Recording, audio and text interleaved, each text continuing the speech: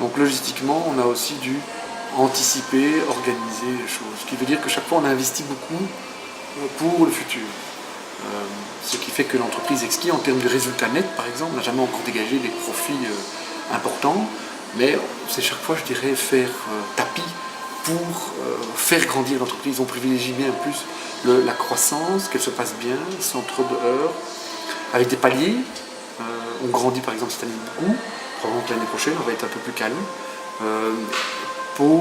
Je dirais, c'est plus facile de se concentrer sur l'expansion et stabiliser ensuite comme un poumon plutôt que de faire de la croissance continue qui va dans le rouge, je dirais. Dans mon cas, ma réussite, elle a été, je crois qu'elle a été due vraiment, je me suis concentrée sur ce que je savais faire. Donc j'ai pas du tout minimisé la qualité pour la quantité.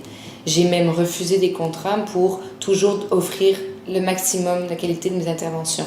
Ça, je crois qu'il faut vraiment faire attention à son service.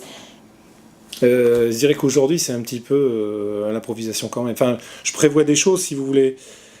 Mais c'est vrai que quand j'arrive sur l'île, on me dit, voilà, il y a telle chose, telle chose, telle chose, il y a tel client qui veut ça, qu'il faut voir. Donc à ce moment-là, il faut prendre des rendez-vous. Quand je vais sur Cergy-Pontoise, de la même manière, je pensais faire quelque chose, puis on me dit, oui, mais attendez, vous voulez vous voir pour ça, pour ça, pour ça. Et donc finalement, on a un planning très mouvant, quoi. Il faut être adaptable.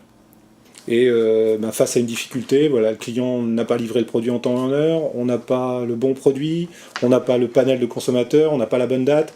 Que faisons-nous? Il faut changer, il faut décider. Il faut qu'on se développe, il faut louer des locaux ailleurs. Cela, il faut décider. Quel investissement, quelle stratégie j'adopte, il faut décider, quoi. Donc j'ai préparé pour l'instant 3 grands tableaux qui expliquent quelles sont les priorités, qui expliquent quelle est la vision, comment on fait les choses en fait chez nous et pourquoi on les fait comme ça.